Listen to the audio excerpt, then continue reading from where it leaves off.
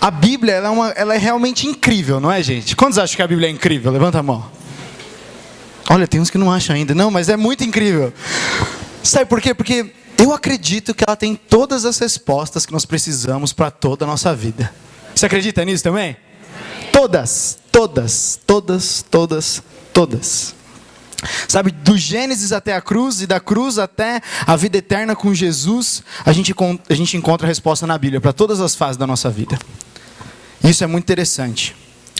Sabe, quando Jesus ele é o centro de tudo, quando ele toma o controle da nossa vida de verdade, como diz a palavra, nós temos o sim das promessas de Deus em Jesus. A Bíblia diz isso, que em Jesus, na obra de Jesus na cruz, nós temos o sim de Deus em todas as promessas. Então muitas vezes, pegando um gancho aqui, a gente pensa, pô Jesus, mas a minha vontade, meu sonho é fazer isso. Jesus considera o nosso sonho. Deus ele considera o meu e o seu sonho. Só que muitas vezes ele está falando, acho que não é o tempo agora de fazer isso. Olha, acho que não é a melhor forma de fazer, é dessa maneira. Mas enquanto nós entregamos a nossa vontade para Jesus, 100%, gente, é incrível. Ele muda os caminhos, Ele muda as nossas vontades, Ele muda a razão do nosso coração, Ele muda nossos sonhos. E tudo isso, a nossa vida é boa, porque a vontade do Senhor é boa, agradável e perfeita, amém? Eu prefiro escolher um cara que senta no meu banco, que tem uma vontade boa, agradável e perfeita, e que não volta atrás na palavra, não é verdade? A Bíblia diz que Jesus, que Deus ele não pode voltar na palavra, que um dia Ele falou para nós. Então eu prefiro um cara coordenando a minha e a sua vida, é aquele que não pode voltar atrás, porque a gente se arrepende. Quantos já se arrependeram de alguma coisa que fizeram? Várias vezes. E não só uma. Mas Jesus ele não pode se arrepender. Se Ele falar, eu vou te dar, Ele vai te dar. Amém? Se Ele falar, eu vou reconstruir, Ele vai reconstruir. E a gente pode descansar. A gente pode descansar. E sabe, gente, o processo de acreditar em Jesus e confiar em Jesus, de entregar a nossa vontade para Ele e tudo mais, é muito difícil, não é? A gente viu aqui a luta da Carol de tentar entregar a vida, mas não conseguir, porque são tantas coisas que ficam nos seduzindo. São tantas coisas que aparecem ali, aparecem aqui. Não, mas é uma vez só. Não tem problema você faltar num G100. Ninguém vai sentir sua falta. Não tem problema você dar o gato na reunião de líderes, porque apesar de conta tem um monte lá, ninguém vai perceber. Não tem problema você fazer essa devocional hoje, não. À noite você faz. Quando você voltar da faculdade, da escola, você pode fazer. E o diabo ele vai soltando essas pequenas mentirinhas no nosso coração e a gente vai aceitando. Ah não, é verdade. Ah não tem problema. Jesus vai entender. Porque Ele entende tudo, não é verdade? Ele entende tudo, Ele vai entender. Só que com isso nós vamos nos afastando de Deus, né? Sabe, gente, muitas vezes a gente tem a tendência de acreditar que somente quando a situação favorece a gente, é vontade de Deus. Então vamos supor que a Carol aqui tivesse uma vontade que fosse a mesma vontade de Deus. Um outro caso aqui. Ela ia ficar feliz pra caramba, não ia? Ia ou não ia? Sim? Porque, juntou a vontade de Deus, juntou a vontade da Carol. Perfeito. Vamos embora. Mas aí quando tem um primeiro atrito, a primeira coisa que a gente pensa é, não, isso não é vontade de Deus, isso é o capeta, sai Satanás. Eu tive um namoro, que Deus, quando tive um ano de namoro, Deus pediu para eu terminar. Eu falei, putz, grilo, isso é coisa do diabo. Sai, capeta. Sai que eu não quero isso. Estendi por mais 6 meses. A luta não foi bom, não valeu a pena. Eu não glorifiquei o nome de Jesus em todo esse tempo. E depois eu tive que terminar da mesma forma, porque aí eu renunciei à minha vontade. Eu não sou velho não, mas a gente tem algumas experiências na nossa vida que marcam muito a nossa vida. E nós temos que decidir se nós obedecemos a Deus ou não. E dentro disso eu queria pensar com vocês sobre o plano que Jesus tem pra gente. Porque Jesus tem um plano, tem ou não tem? Ele tem um plano para mim e para você. O plano para mim, a vida é diferente da vida para o Júlio, é diferente da vida do Lê, é diferente da vida do Anderson, é diferente. Ele tem uma coisa só para mim e só para você. Vira para o pessoal do seu lado e fala, Jesus tem uma coisa só para você. Fala para o outro agora, só para ele lembrar mesmo.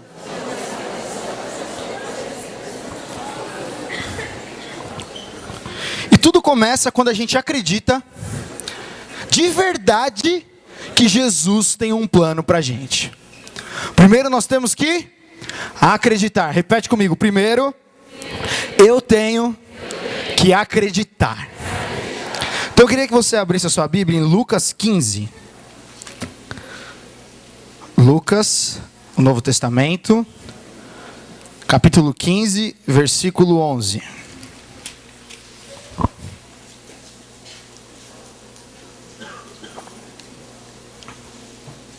Eu tô nervoso, gente, tô meio tremendo aqui, mas é um prazer estar aqui com vocês. É uma honra pra caramba. O Lê, a gente tem sonhado muita coisa junto aí. E, poxa, pra mim é uma honra de verdade, porque estamos juntos nessa. Lucas 15, 11. Achou aí? Sim? Não, ouviu não. Enquanto tem que achar todo mundo Lucas 15. Lucas 15, 11. A famosa parábola do filho pródigo. E nós vamos ler do 11 até o 32. Então, abre a sua Bíblia, porque a sua Bíblia tem uma coisa que está escrita aí, que não está escrito na minha, sabia? Só Jesus pode falar para você quando você lê a sua Bíblia aí. A minha Bíblia tem outra coisa. Então você abre a sua Bíblia aí, pode ser até no celular, mas abre ela. Lucas 15, 11. Jesus está lá sentado, conversando com alguns cobradores de impostos e uns pecadores. E ele começa a contar uma história. Certo homem tinha 2 filhos. O mais moço deles disse ao pai: Pai, dá-me a parte na herança que me pertence. E o pai repartiu os bens entre os 2. Poucos dias depois, o filho mais novo, ajuntando tudo que tinha, partiu para uma terra distante e ali desperdiçou os seus bens vivendo irresponsavelmente. Depois de ter gasto tudo, houve naquela terra uma grande fome e ele começou a passar necessidades. Então ele foi e se chegou a um dos cidadãos daquela terra, o qual o mandou para os seus campos a cuidar de porcos. Ele desejava encher o estômago com as vagens e alfarrobeiras que os porcos comiam, mas ninguém lhe dava nada. Então, caindo em si, disse: Quantos trabalhadores de meu pai têm abundância de pão e eu aqui passando fome? Eu me levantarei e irei ter com meu pai e lhe direi: Pai, pequei contra o céu e contra ti. Já não sou digno de ser chamado teu filho. Trata-me, por favor, como um dos teus trabalhadores. Então, levantando-se, foi para seu pai. E quando ele ainda estava longe, viu seu pai, e o seu pai se moveu de íntima compaixão e saiu correndo, o abraçou e o beijou. Então o filho disse: Pai, eu pequei contra o céu e contra ti, já não sou mais digno de ser chamado teu filho. E o pai, porém, o interrompe e diz aos seus servos: Trazei depressa a melhor roupa, vestiu com ela e põe na mão dele um anel e sandálias nos pés.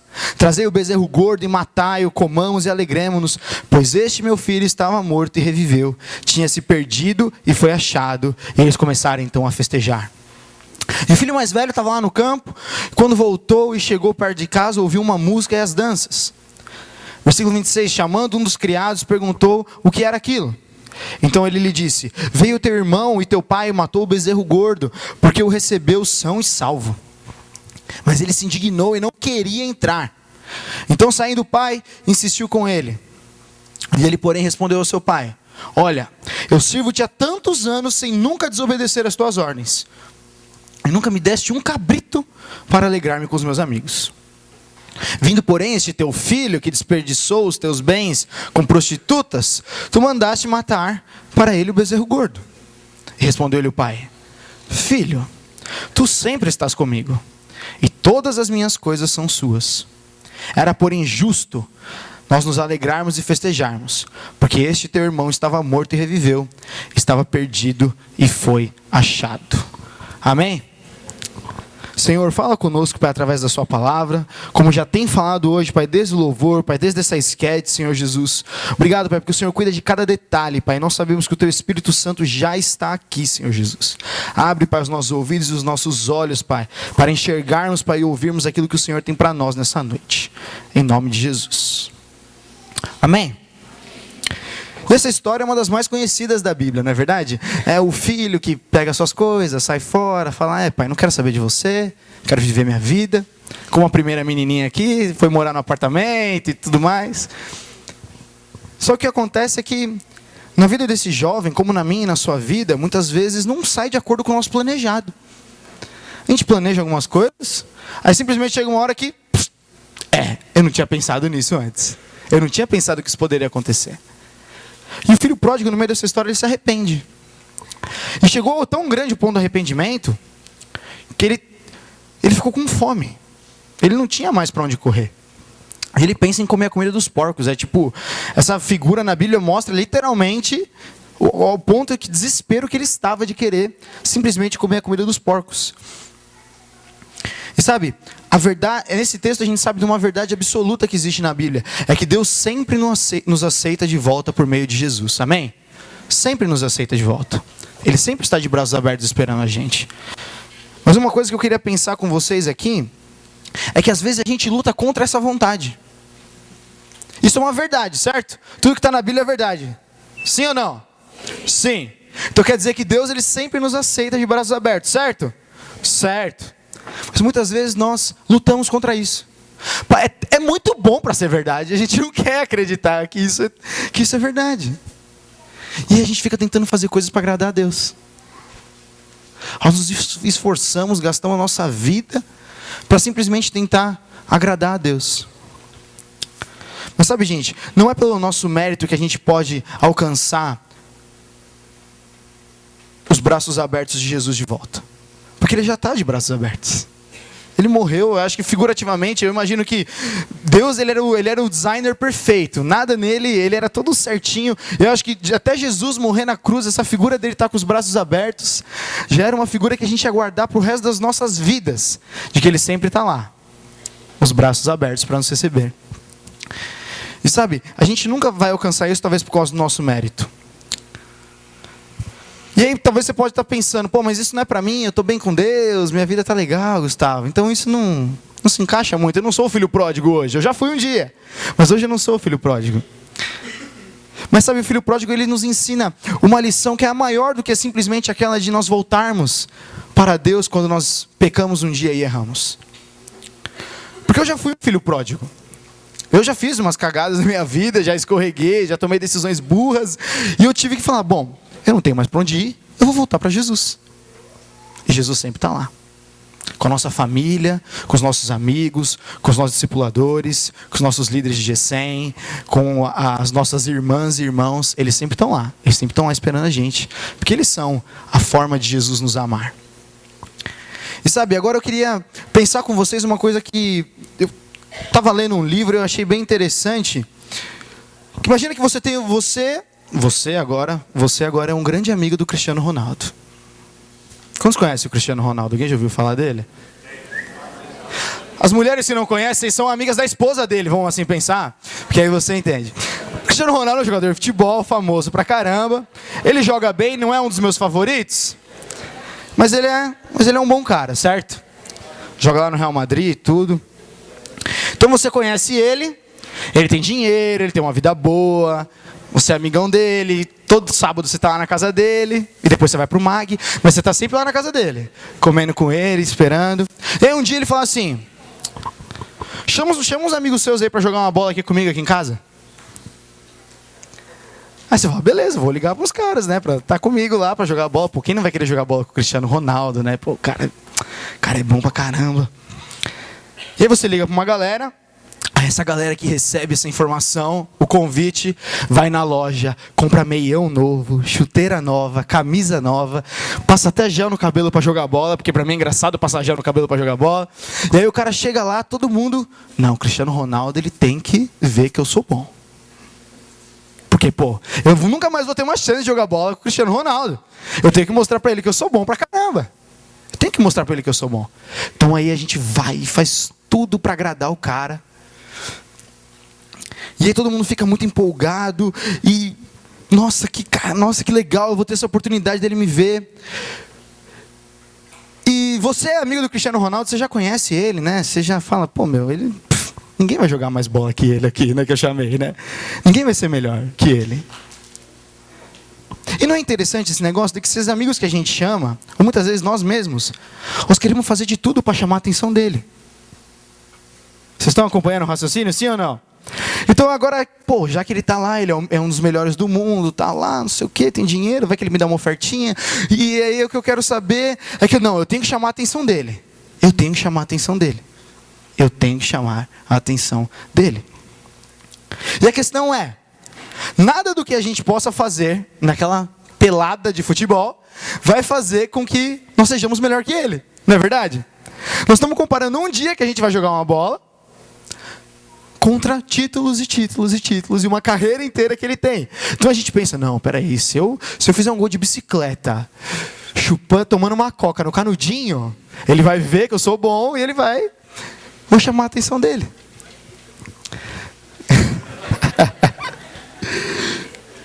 Mas não é simplesmente ridículo de pensar assim? Você vai agradar o cara para tentar ser melhor que ele. Vai tentar fazer um negócio para que ele olhe para você, para que ele chegue para você e fale, nossa, você é bom. Mas você vai superar ele? Não. O cara tem uma carreira inteira, você está jogando a bola uma vez com ele só. Uma vez com ele. Mas você já passou por essa situação? Eu já passei. Essa situação de querer agradar alguém para essa pessoa te aceitar. Já passou por isso? Sim ou não? Você está gostando de uma menina, você está gostando de um cara. Aí ele fala que gosta de azul. Aí você vai todo dia que você vai encontrar com ele de azul. Joga o cabelo, pinta o cabelo de azul. Você faz alguma coisa porque ele gosta de azul. E aí, muitas vezes nós perdemos a nossa identidade porque nós queremos agradar alguém. Muitas vezes nós perdemos quem nós somos, quem Jesus já disse que nós somos, para agradar alguém. Agora ficou difícil. Porque no final das contas, é a vontade de Deus? Se é a vontade de Deus, gente, nós não vamos precisar fazer nada. Deixa eu dizer para você aqui. Nós vamos precisar fazer, nós vamos precisar descansar. Porque se é Jesus que está no controle, as oportunidades não podem passar na sua frente. Eu vi uma frase um dia de um pastor americano que ele fala assim: você que tem muito medo de perder a oportunidade, fica tranquilo. Jesus que abre a oportunidade. Ele não vai deixar você perder nenhuma, se ele estiver no controle da sua vida. Nunca nós vamos perder nenhuma oportunidade. Nunca, enquanto Jesus for o centro da nossa vida. Amém? E muitas vezes, agora eu queria perguntar para vocês aqui, para vocês pensarem comigo. Por que a gente tem essa tendência de tentar agradar as pessoas? Por quê? Não parece que é uma coisa natural? Parece que a gente já nasceu com isso, né? A gente já nasceu com essa vontade de querer agradar as pessoas. Porque o mundo espera isso da gente. O mundo espera que a gente viva uma vida voltada para nós, orgulhosa, que só pensa no que nós temos, que só pensa no que nós podemos sair lucrando, para sempre mostrar para as pessoas o que nós temos. Olha o que eu tenho. Olha o que eu tenho. Você não tem, eu sou melhor que você. O mundo criou esse padrão de que você tem que agradar os outros, mas não para as outras pessoas serem felizes, para elas olharem para você e ver que você é melhor. O mundo está falando assim: olha, presta atenção, você tem que ter isso para agradar aquela pessoa, mas para você lembrar para ela que você é melhor que ela. Vocês entenderam o que eu quis dizer? Porque o mundo te vende, não, você precisa ter isso.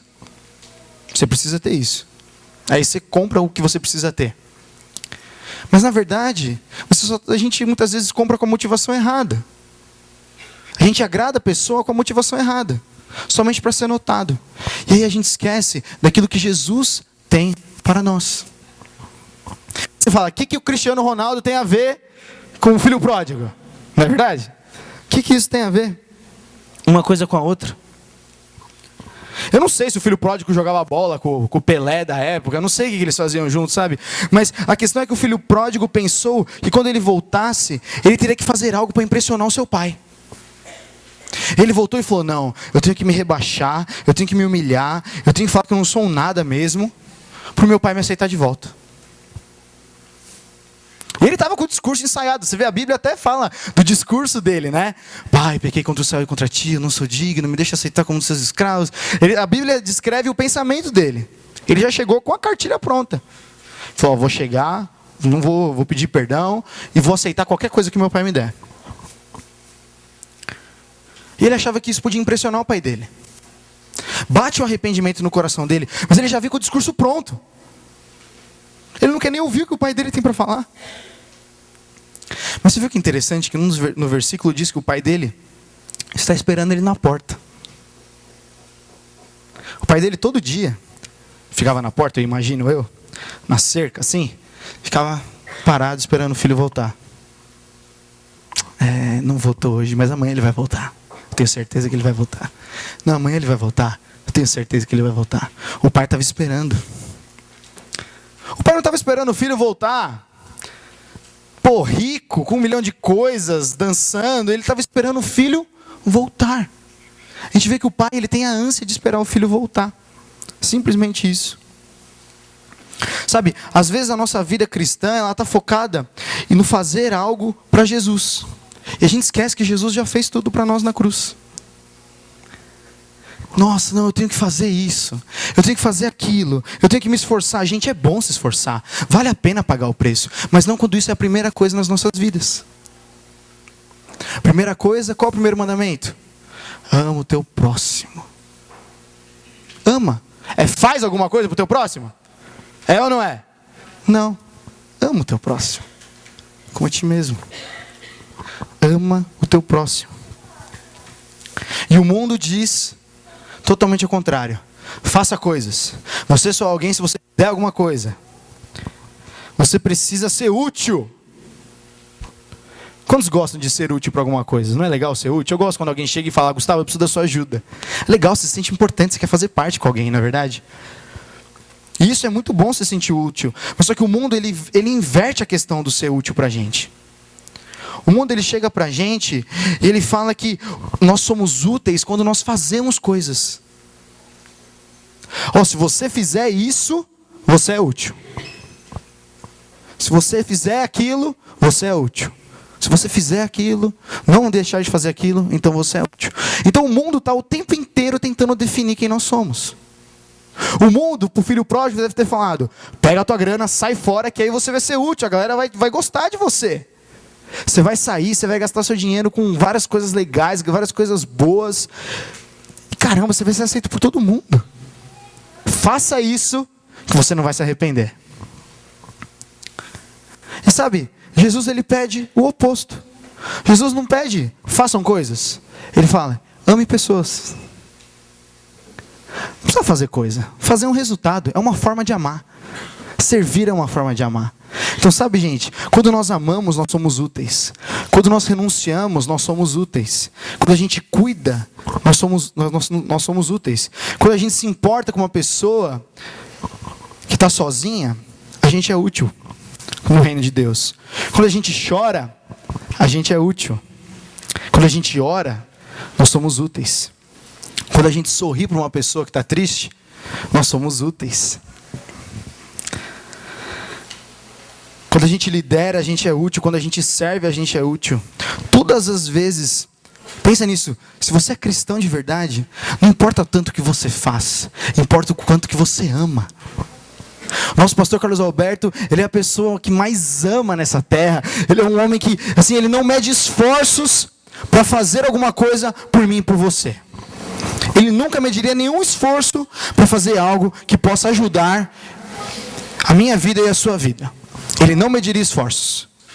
Sabe por quê? Porque primeiro ele ama. Ele não faz isso para agradar a gente. O nosso pastor é a nossa referência hoje, certo, gente? Certo? Nosso pastor é a nossa referência. Ele não faz as coisas esperando que a gente chegue para ele e fala: nossa, pastor, obrigado. Ele faz porque ele ama. E ele aprendeu isso de Jesus. Jesus fazia porque ele amava. Ele não esperava nada em troca. Jesus não curava uma mulher, não curava um leproso para ele sair falando. Muitas vezes Jesus falou: vai dar testemunho. Mas outras vezes que ele curou, ele falou assim: olha, agora vai para sua terra e não fala para ninguém. Não precisa falar para ninguém. Eu curei você, mas não precisa falar para ninguém. Então você vê que Jesus, ele não está interessado no fazer as coisas. Ele faz porque ele ama. Amém? Jesus faz porque ele ama as pessoas. Nós perdemos muito tempo na nossa vida fazendo coisas para chamar a atenção de Deus. E aí, Deus, viu o que eu fiz? Eu dei comida para aquele pobre lá, para aquele mendigo. Dei dízimo maior nesse mês. Tá vendo essa oferta de oncinha? Olha bem aqui, Deus. Você até, quando você vai puxar da carteira, você saca até assim, né, pro cara do lado ver. Tá vendo, Deus? Eu estou fazendo coisa para o Senhor, hein? Eu estou fazendo coisa para o Senhor. Mas muitas vezes, Ele só quer que nós amemos as pessoas. Esse é o grande dilema, gente, porque nós vamos na contramão do mundo muitas vezes. Ah, Gustavo, então quer dizer que eu não tenho que fazer nada na igreja? Tem que fazer, mas motivado pelo amor. Você ama as pessoas, você quer estar com as pessoas. Então servir é uma consequência. Fala, servir é uma consequência. É sempre uma consequência. Sabe, não dá pra gente ganhar crédito com Deus. Dá pra gente fazer coisa e ganhar crédito. Ele é o mesmo ontem, hoje e será para sempre. Em 1 Coríntios 3 diz que Ele é? E o que 1 Coríntios 3 diz que Jesus é? Deus é? Amor. Então se Ele é amor e Ele é o mesmo ontem, hoje e sempre será, a gente pode fazer alguma coisa para Ele amar mais a gente? Não. Ele vai deixar de amar a gente? Não. Ele é o mesmo ontem, hoje e sempre será. Essa é a maior alegria das nossas vidas, sabe? Toda aceitação que a gente podia ter, todo o mérito que o filho pródigo podia ter quando voltasse e tudo mais, Ele tira quando Jesus morre na cruz. Então todas as coisas que eu e você queremos fazer para chamar a atenção de Deus, não precisa, gente. Ele já está de olho, Ele já está na porta esperando a gente. E isso vale para todas as áreas da nossa vida. Que muitas vezes a gente fala, caramba, mas eu estou na igreja, eu estou envolvido. Mas sabe, sempre tem alguma área, porque nós não somos perfeitos, sempre tem alguma área da nossa vida que nós precisamos entregar ainda. A gente precisa entregar o banquinho. Tem alguma área que a gente está escondendo ainda. Não, Senhor, essa área aqui eu posso controlar por enquanto. Eu vou segurar, eu vou esperar. E aí daqui a alguns anos eu te entrego, porque agora deixa comigo. Mas Jesus, quando morre na cruz, Ele nos dá graça. Graça é favor imerecido. Nós não merecíamos. Ele perdoa os nossos pecados. Ele perdoa tudo o que nós fizemos. Porque sabe, gente, Deus Ele não fica catalogando nossos pecados. Ele não fica falando, o Gustavo fez esse pecado hoje, esse pecado quinta, esse pecado sexta, vai fazer esse na quinta que vem. Sabia disso? Ele sabe de tudo, mas Ele não fica catalogando nossos pecados. Não fica contando os pecados que nós cometemos. Ele não fica criticando a nossa performance. Oh não, o Gustavo não foi tão bem hoje. Ele foi lá para Itaquera, falou umas coisas que eu não gostei. Então agora eu não vou tirar a minha graça dele. Eu não gostei muito da música que tocaram, eu não gostei muito da sketch que fizeram. Então agora eu vou anotar a performance nota 9. Não foi 10 dessa vez. Ele não fica fazendo isso com a gente. Ele não fica julgando o nosso comportamento. Ele não fica julgando, fez certo, fez errado, fez certo, fez errado, fez certo, fez errado. Porque Ele é onisciente, Ele é onipresente. Ele sabe de tudo. A Bíblia diz que ainda a palavra não me chegou à boca e tu já conheces, Senhor. Ele já conhece. Então a gente fica brigando, tentando esconder as coisas de Deus. Não, Deus não é bem assim, não é isso que você quis dizer. E Ele já sabe todas essas coisas. Sabe, gente, todo esse peso é jogado fora quando a gente crê em Jesus. Crer é entregar. Essas duas coisas andam juntas. Como é que nós falamos que nós amamos a Jesus e cremos em Jesus se nós não entregamos o nosso banquinho para Ele? Como é que nós podemos falar, Senhor, eu te amo, Senhor, seja o centro da minha vida? E a gente canta músicas e mais músicas que dizem essas coisas, e aí muitas vezes nós nos esquecemos de que nós temos que só entregar o banquinho e falar, Senhor, faz a sua vontade, faz o seu querer, seja feita a sua vontade na minha vida. Então quer dizer que agora, Gustavo, você está dizendo que a gente pode fazer o que a gente quiser. Pode fazer ou não pode? Pode. Jesus, Ele respeita as minhas e as suas decisões. Paulo fala em Romanos, é verdade, de que não é porque agora nós temos a graça que nós podemos fazer o que nós queremos. É verdade. Mas Jesus, você viu Jesus lutando aqui para ficar no controle? Ele fazia, presta atenção. Espera um pouquinho. Aí ele saía e ficava esperando. Ele esperava. O Espírito Santo, a Bíblia diz que Ele é gentil. Como Ele é gentil, Ele espera a nossa decisão. Ele espera a nossa escolha. Amém? Ele sempre vai esperar. Ele nunca vai invadir a nossa vida e vai dar uma bica na porta. Isso quem faz é o diabo. O diabo vem e arregaça. Mas o Espírito Santo não. O Espírito Santo, Ele espera, Ele pergunta, Ele fica na porta e bate. Ele fica na porta e bate. Quando a gente conhece Jesus de verdade, a vontade do nosso coração muda. Sabe, nós começamos há 2 semanas atrás em Atibaia, uma série que o título é Jesus é, e tem um espacinho branco. Para cada um de nós definirmos quem Jesus é para nós. Porque Jesus para mim é uma coisa, Jesus para você é outra coisa, mas Ele é tudo isso, porque nosso Deus é muito bom. Ele é o cara. Então Ele pode ter 1001 definições, mas a definição que Ele tem para mim é diferente da sua. E é verdadeira, igual. Mas Ele também respeita a gente. E quando nós entregamos a nossa vontade para o Senhor, aí nós podemos nos chamar de cristãos. E nós podemos cumprir. E o processo é tão simples, gente. Nós temos que voltar. Nós temos que voltar e permanecer. Não é uma questão de simplesmente voltar para casa e depois continuar na nossa vida. Qual foi a primeira coisa que o filho pródigo fez quando ele estava lá com os porcos? Ele se arrependeu. Ele falou: putz, eu fiz a maior feia cagada da minha vida. E eu tenho que voltar para o meu pai. Então o primeiro passo que ele tem foi se arrepender. E o pai já estava lá esperando. Eu sei que ele vai voltar. Eu sei que ele vai voltar. Jesus, ele sempre sabe que nós vamos voltar. Sempre. E sabe, gente, voltar não é só, não, estou numa vida de lixo e agora eu tenho que voltar para a vida que Jesus tem para mim. São as pequenas coisas. O pastor Osmar falou no encontrão uma vez, ele falou assim: as pequenas concessões mudam o rumo das nossas vidas. Não são as grandes. Não é aquela coisa grandiosa, gigantesca. São as pequenas coisas. É uma mentirinha, uma ficadinha, uma roubadinha. Principalmente a mentira. Mentira, tenho aprendido que a mentira é destruidor. É destruidor na sua casa, com pais, no trabalho. A mentira destrói. Sabe, gente, existe um mito que fala, né? Que o mundo fala, que primeiro a gente precisa agir certo, pensar certo, falar certo. Então a gente se encaixa no modelo. E aí agora a gente pode aceitar Jesus.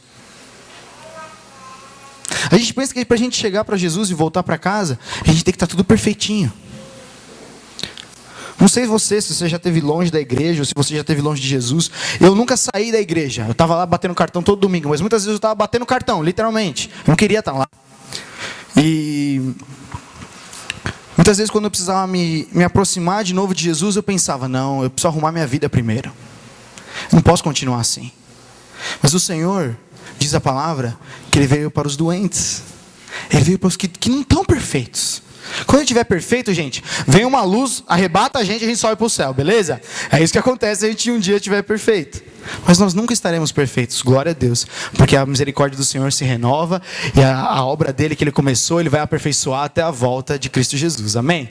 Então Ele sempre vai estar melhorando as nossas vidas. Só que a escolha é nossa de dar o passo a mais. A gente pode ficar num degrau para sempre.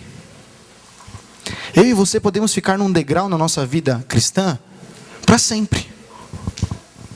Não, aqui tá legal. Eu entreguei minha vida para Jesus. Tá tudo certinho. Vou para o céu. Ok. Não, vamos fazer alguma coisa. Não, vamos ali. Vamos alcançar pessoas. Vamos fazer um evangelismo. Vamos se tornar um líder de célula. Vamos desafiar. Vamos sair do nosso comodismo. Não, para mim tá legal. Pode ir lá. Eu fico olhando daqui. Mas como a palavra diz, existem sempre águas mais profundas, né? Isaías fala isso, existem águas mais profundas, águas que a gente não consegue controlar. E é essa vontade do Senhor para nós. Não é uma parte do banquinho. Não é uma perna do banquinho. É todo Ele. Está aqui, Senhor. Leve embora para eu não enxergar mais, para eu não ter vontade de voltar. Esconde Ele num lugar que eu não posso mais enxergar. E Paulo conseguiu isso. Paulo falava: morrer para mim vai ser lucro, porque eu quero estar com Jesus. Morrer para mim é lucro, se eu conseguir isso. Mas sabe, gente, a Bíblia, o mundo fala isso, que a gente tem que fazer tudo certinho primeiro para até chegar na igreja. E a Bíblia diz totalmente o contrário. Primeiro nós temos que saber quem nós pertencemos. E a Bíblia diz que nós somos filhos de Deus. Fala: eu sou um filho de Deus. Essa é a identidade. O mundo inteiro pode saber isso, só que alguns não sabem ainda que eles são filhos de Deus. Primeiro você sabe eu sou filho de Deus. Depois, você crê que você é filho de Deus. Porque saber é uma coisa, crer é acreditar, certo? Então a gente fala, não, eu acredito que eu sou filho de Deus. Podem falar o contrário, mas eu acredito que eu sou filho de Deus. E aí depois, as mudanças vão acontecendo. Não tenta, gente, é uma mentira. Não tenta mudar o seu comportamento para voltar para Jesus antes, esperando que vai acontecer um milagre da noite para o dia. Você não vai ter mais vontade de fazer as coisas. Porque quando você tiver vontade de cair no pecado de novo, e eu cair no pecado de novo, nós vamos pensar assim, nossa, eu sou tão lixo, para que eu não vou conseguir nunca voltar para Jesus? Eu nunca vou conseguir voltar para Jesus. E a gente desanima. Quantos já passaram por isso de ir e voltar? Só eu, gente, porque assim, você fica desanimado. Não, eu preciso me aceitar, eu preciso arrumar minha casa, e aí então eu vou para a igreja.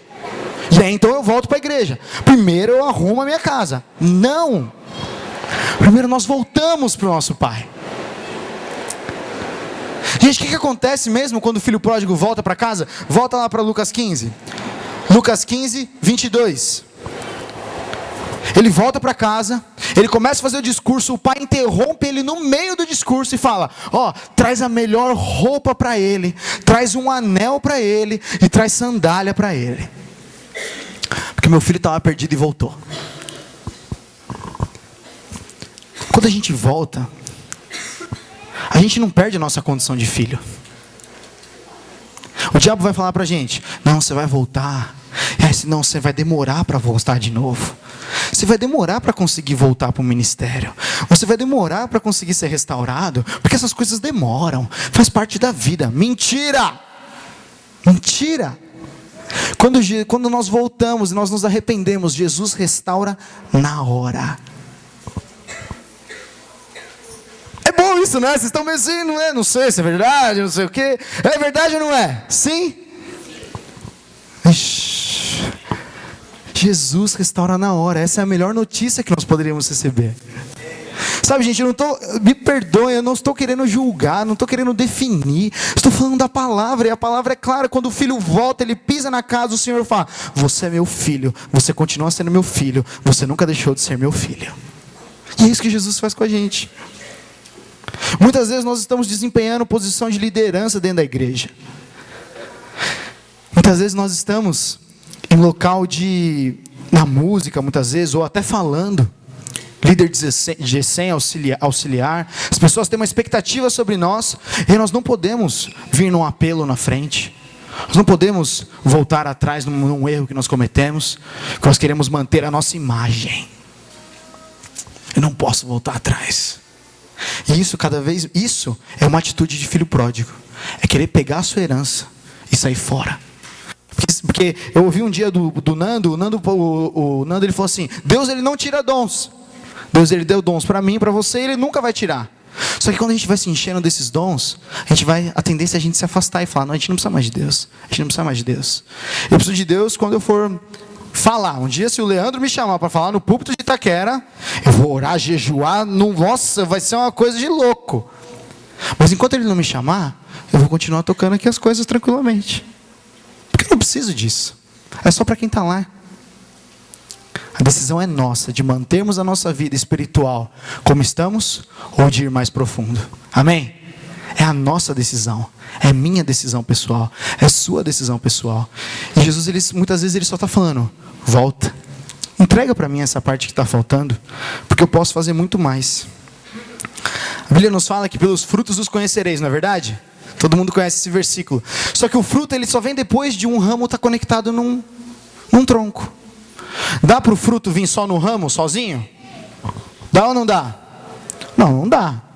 Não dá para você não vê um graveto na rua cheio de maçã pendurada. Você não consegue. Ele tem que estar conectado. E aí então, os frutos estão lá. Então primeiro nós nos conectamos a Jesus de novo. Nos arrependemos dos nossos pecados. E aí o que Jesus faz? Ok, filho, agora eu vou derramar mais, e aí os frutos aparecem. Não dá para vir fruto antes de estar conectado na videira. Não dá. Esse papo de, não, pelos frutos os conhecereis, aí o cara começa a fazer um monte de coisa na igreja, está no ministério, está fazendo um monte de coisa, peraí. Está conectado aonde esse raminho? Que frutos são esses? Porque a Bíblia também diz que nós somos chamados para gerar frutos, e frutos que permanecem.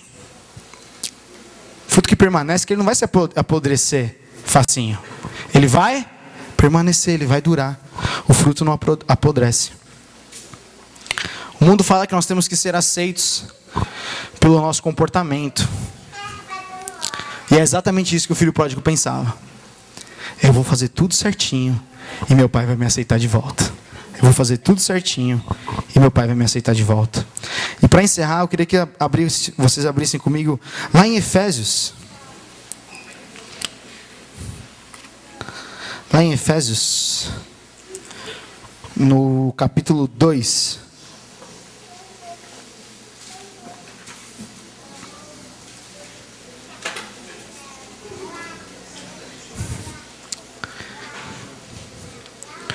E Efésios 2, ele é... Quando você precisar evangelizar, falar de Jesus para alguém, pode ler Efésios 2, viu, gente? É infalível.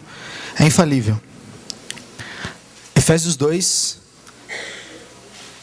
do versículo 1 ao 10, ele conta a nossa história, né? Mas nós vamos ler só alguns trechos aqui. Acharam aí Efésios 2? Efésios 2 diz assim: E ele nos vivificou, estando vós mortos nos vossos delitos e pecados, nos quais andaste outrora, segundo o curso deste mundo, segundo o príncipe do poder do ar, do espírito que agora opera nos filhos da desobediência.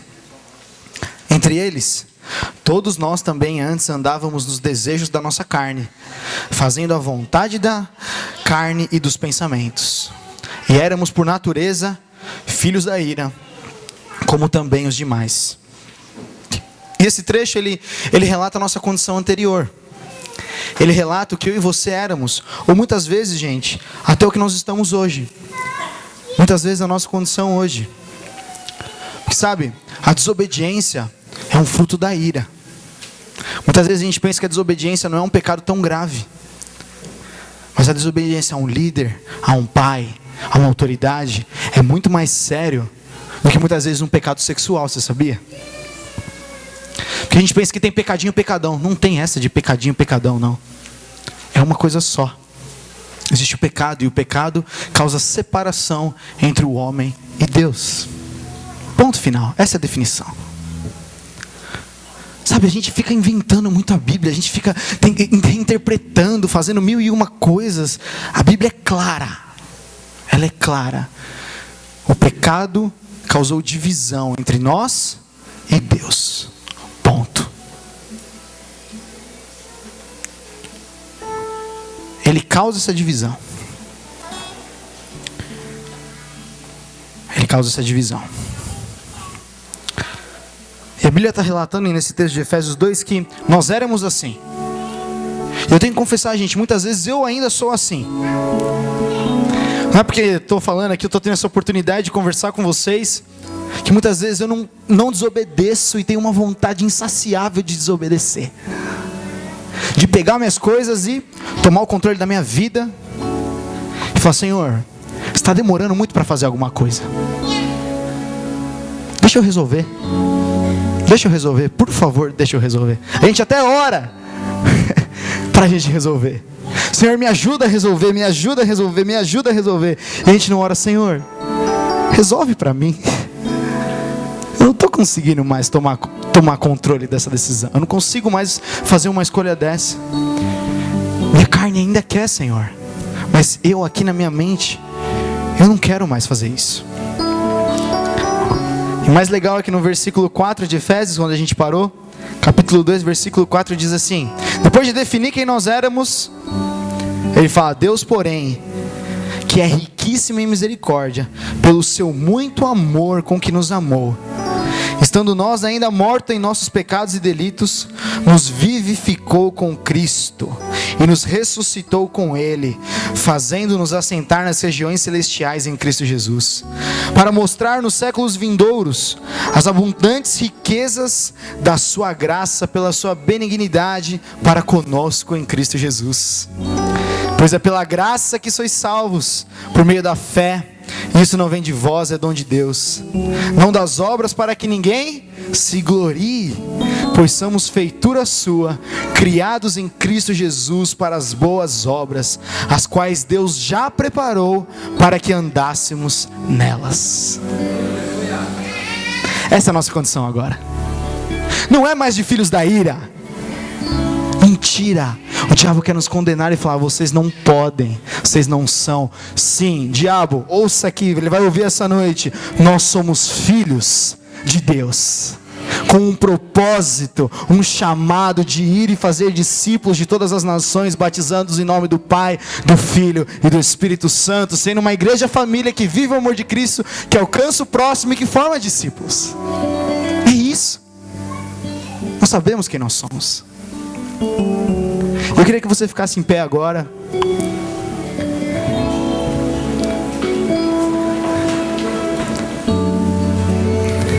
E sem aquela coisa emocional de, sabe, não vou conduzir você a nada. O nosso pastor fala muito isso, claro. O nosso culto a Deus é um culto racional, é um culto de escolhas. E o pecado nos afasta de Deus. Isso muito forte no meu coração. Nem estava aqui no esboço aqui. Mas o Senhor me lembra disso, Gustavo. O pecado afasta as pessoas de mim. Ele causa divisão. Mas a cruz de Jesus, ela fez uma ponte para nós. Nossa vida está aqui num monte, Deus está aqui no outro, e tem um pecado no meio dividindo. Tem uma imagem na internet que é isso: são dois montes escrito eu, Deus, e aí tem uma cruz. E essa cruz faz o caminho, porque Jesus é esse caminho. Jesus disse que eu sou o caminho, a verdade e a vida. Ninguém vem ao Pai a não ser por mim. Jesus convenceu. Se nós somos o filho pródigo nessa noite, Jesus convence o nosso coração a voltarmos para o Pai, voltarmos para Deus. E se nessa noite nós resolvermos entregarmos a Deus, voltarmos a Deus, Ele nos restituirá como filhos. Ele não nos restituirá como qualquer outra coisa. Você foi filho, você sempre vai ser filho. Eu queria que você fechasse os seus olhos, colocasse a mão no seu coração e você mesmo perguntasse: Senhor, há em mim algum caminho mau, Senhor? Sabe, por mais que seja a sua primeira vez que você está aqui, você pode fazer essa oração simples, é uma pergunta. Não são palavras difíceis, não é aquela coisa de gritar, não é. É você fechar os olhos, acreditar que existe Jesus. Fala: Senhor, eu quero te conhecer, porque eu acho que eu ainda não te conheci de verdade. Quero entregar o meu coração totalmente a Ti. Enquanto nós cantamos essa música, que é uma declaração, é um pedido, queria que você fosse ouvindo ao Senhor e perguntando: Senhor, há em mim algo que eu preciso mudar, Senhor? Há em mim alguma parte do meu banco, alguma coisa que eu preciso te entregar totalmente? Porque, Senhor, eu quero voltar com o meu coração inteiro a Ti. Eu não quero voltar com o meu coração em partes. Eu não quero voltar com o meu coração em partes.